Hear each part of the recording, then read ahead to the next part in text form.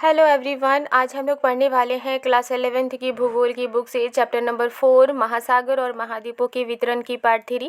पिछले क्लास में हमने पार्ट 1 एंड पार्ट 2 कंप्लीट कर लिया है। अगर आपने वो वीडियो नहीं देखी है तो आप प्ले लिस्ट में जाकर देख सकते हैं। तो चलिए शुरू करते हैं आज की क्लास। आज हम पढ़ने वाले हैं भूकंप व ज्वालामुखियों का वितरण, यानी कि हमारी पृथ्वी में भूकंप का वितरण किस तरह से हुआ है, डिस्ट्रीब्यूशन किस तरह से हुआ है, ज्वालामुखियों का वितरण किस तरह से हुआ है, उनका डिस्ट्रीब्यूशन किस तरह से हुआ है। क्योंकि हमने पहले ही पढ़ा है कि जो हमारी सभी महाद्वीप है वो किसी समय में एक ही भूखंड के हिस्से थे और इसके बारे में हमने प्रमाण भी पढ़े हैं, इसके बारे में एविडेंसेस भी हमने पढ़े हैं। अब हम लोग पढ़ेंगे भूकंप और ज्वालामुखियों का डिस्ट्रीब्यूशन किस तरह से हुआ है। यहाँ पर आप एक चित्र देख सकते हैं 4.2 में, इसे आप ठीक से समझ लीजिएगा। ये जो रेक्टेंगल बनी हुई है, जहाँ जहाँ आपको रेक्टेंगल नज़र आएगी वहाँ पर क्या हम समझेंगे कि वो ऐसा क्षेत्र है जहाँ पर गंभीर भूकंप आते हैं। और ये जो आपको दिखाई दे रहा है एक छोटा सा डॉट की तरह से, छोटा सा सर्कल की तरह से, जिसकी कलर थोड़ी सी कम है, ये जहाँ जहाँ है इसका मतलब ये है कि ये छिछले भूकंप केंद्र हैं। ये ऐसे क्षेत्र हैं जहाँ पर छिछले भूकंप केंद्र हैं। नेक्स्ट है कि जब आप इस तरह से एक सर्कल देखिएगा जो कि छोटा है और थोड़ा डीप है, तो इसका मतलब क्या हुआ? इसका मतलब ये हुआ कि ये ऐसे क्षेत्र हैं जहाँ पर ज्वालामुखी उद्गार है। और ये जो आप बड़ी सर्कल देख रहे हैं, ये जहाँ जहाँ है ये ऐसे क्षेत्र हैं जहाँ पर तप्त स्थल है, यानी कि जो जलते हुए स्थल है, जलती हुई ज़मीन है। यह लिखा है मध्य महासागरीय कटकों के क्षेत्र में भूकंप के उद्गम केंद्र कम गहराई पर है, जबकि अल्पाइन हिमालय पट्टी व प्रशांत महासागरीय किनारों पर ये केंद्र अधिक गहराई पर है। मध्य महासागर कटक की बात करें तो वहाँ के क्षेत्र में जो भूकंप के उद्गम केंद्र हैं वो कम गहराई पर हैं, लेकिन अल्पाइन और हिमालय पट्टी और प्रशांत महासागरीय किनारों की बात करें तो यहाँ पर जो भूकंप के उद्गम केंद्र हैं, जहाँ से भूकंप जनरेट होती है, जहाँ से भूकंप पैदा होती है, इसके केंद्र अधिक गहराई पर। अब हम लोग पढ़ेंगे सागरीय अधस्थल का विस्तार, यानी सागर के अंदर भी सरफेस है, सागर के अंदर भी तल है, उसके विस्तार के बारे में हम पढ़ने वाले हैं। यह लिखा है प्रवाह उपरांत अध्ययनों ने महत्वपूर्ण जानकारी प्रस्तुत की, यानी कि जब बहाव के बारे में जानकारी मिली उसका अध्ययन किया गया, प्रवाह के बारे में अध्ययन किया गया तो बहुत सारी जानकारी मिली जो वेगनर के महाद्वीपीय विस्थापन सिद्धांत के समय उपलब्ध नहीं थी। और वो सारी इम्पॉर्टेंट जानकारी वेगनर ने जब महाद्वीपीय विस्थापन सिद्धांत दिया था तो उस समय ये इम्पॉर्टेंट जानकारी उपलब्ध नहीं थी, लेकिन जब प्रवाह के बारे में जाना गया, उसका अध्ययन किया गया तो बहुत सारी महत्वपूर्ण जानकारी मिली। चट्टानों के पूरक चुंबकीय अध्ययन और महासागरीय तल के मानचित्रण ने विशेष रूप से निम्न तथ्यों को उजागर किया। चट्टानों के बारे में अध्ययन किया गया कि चट्टानों में भी चुंबकीय बल होता है, और महासागर के तल के बारे में अध्ययन किया गया। और जब इसका मानचित्र तैयार किया गया तो इसके मानचित्र ने विशेष रूप से इन सभी तथ्यों को उजागर किया, इन सभी तथ्यों को बताया। वो तथ्य क्या थे? पहला है, यह देखा गया कि मध्य महासागरीय कटकों के साथ साथ ज्वालामुखी उद्गार सामान्य क्रिया है और ये उद्गार इस क्षेत्र में बड़ी मात्रा में लावा बाहर निकालते हैं। जब महासागरों का अध्ययन किया गया तो ये पाया गया कि महासागरों के अंदर भी क्या है? पहाड़ों की श्रृंखला है, और ये जो पहाड़ों की श्रृंखला है ये क्या है? महासागरीय कटक। तो इनके साथ साथ जो ज्वालामुखी उद्गार है वो भी सामान्य क्रिया है, और महासागर में भी ज्वालामुखी पट्टी है, और ये जो उद्गार है इस क्षेत्र में यानी महासागर में बड़ी मात्रा में लावा बाहर निकालते हैं। आगे लिखा है महासागरीय कटक के मध्य भाग के दोनों तरफ समान दूरी पर पाई जाने वाली चट्टानों के निर्माण का समय, संरचना, संगठन और चुंबकीय गुणों में समानता पाई जाती है।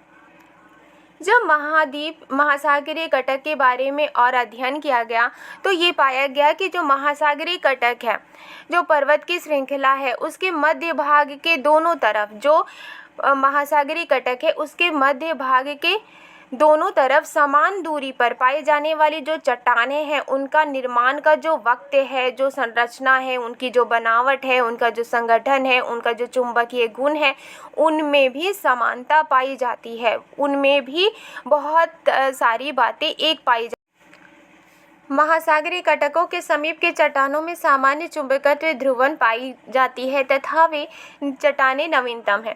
यहाँ लिखा है कि जो महासागरीय कटक है उनके नज़दीक की जो चट्टानें हैं उनमें सामान्य चुंबकत्व ध्रुवन पाई जाती है। इनमें भी चुंबकत्व ध्रुवन पाई गई है और ये जो चट्टानें हैं वो नई चट्टानें हैं। कटकों के शीर्ष से दूर की जो चट्टानें हैं उनकी जो आयु है वो आयु अधिक है। यानी कि जो कटक है उनके नज़दीक के जो चट्टानें हैं उनमें सामान्य चुंबकत्व ध्रुवन पाई जाती है और ये चट्टानें नई चट्टानें हैं। और कटकों के शीर्ष से दूर की जो चट्टानें हैं ये चट्टानें, इन चट्टानों की जो आयु है वो आयु अधिक है। नेक्स्ट है महासागरीय परपटी की चट्टानें महाद्वीपीय परपटी की चट्टानों की अपेक्षा अधिक नहीं है।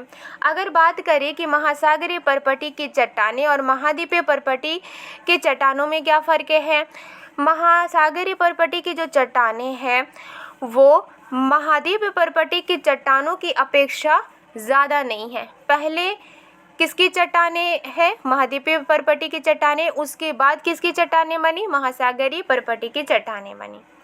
महासागरीय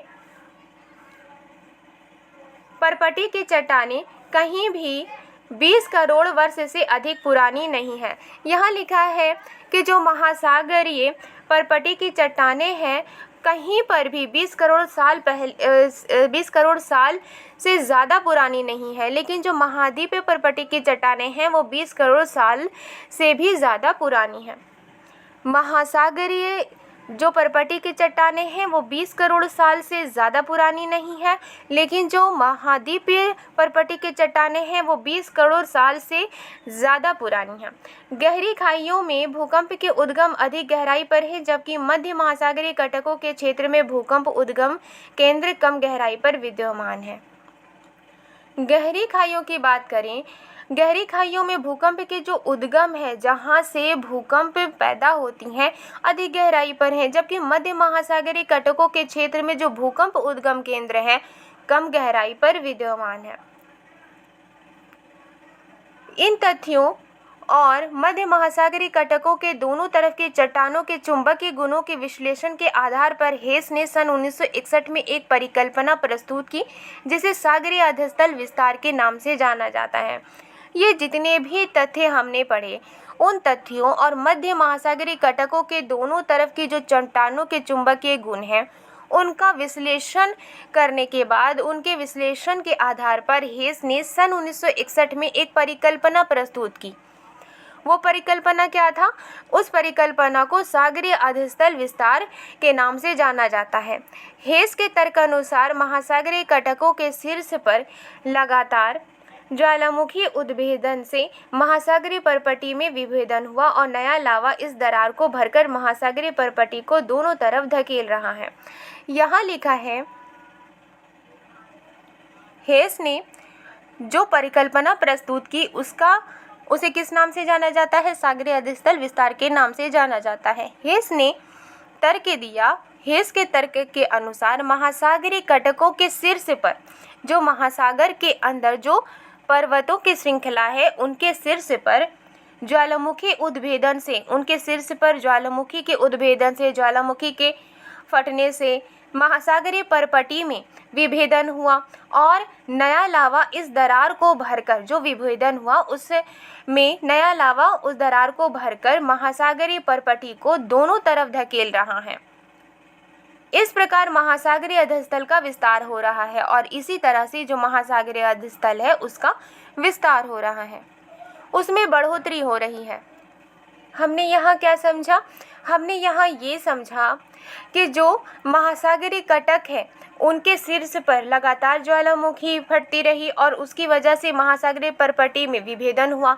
जो ज्वालामुखी फटी उसकी वजह से जो नया लावा निकला उसने इस दरार को भरकर महासागरीय परपटी को दोनों तरफ ये धकेल रहा है। इस तरह महासागरीय अधस्थल का विस्तार हो रहा है। महासागरीय परपटी का अपेक्षाकृत नवीनतम होना और इसके साथ ही एक महासागर में विस्तार से दूसरे महासागर के ना सिकुड़ने पर हेस ने महासागरीय परपटी के क्षेपण की बात कही। यह लिखा है महासागरीय परपटी का अपेक्षाकृत नया होना और इसके साथ ही एक महासागर में विस्तार से दूसरे महासागर के ना सिकुड़ने पर, यानी कि एक महासागर का विस्तार हो रहा है, दूसरे महासागर सिकुड़ नहीं रहा है। इस पर हेस ने महासागरीय परपटी के क्षेपण की बात कही है। उन्होंने क्या कहा? हेस के अनुसार यदि ज्वालामुखी परपटी से नई परपटी का निर्माण होता है तो दूसरी तरफ महासागरीय गर्तों में इसका विनाश भी होता है।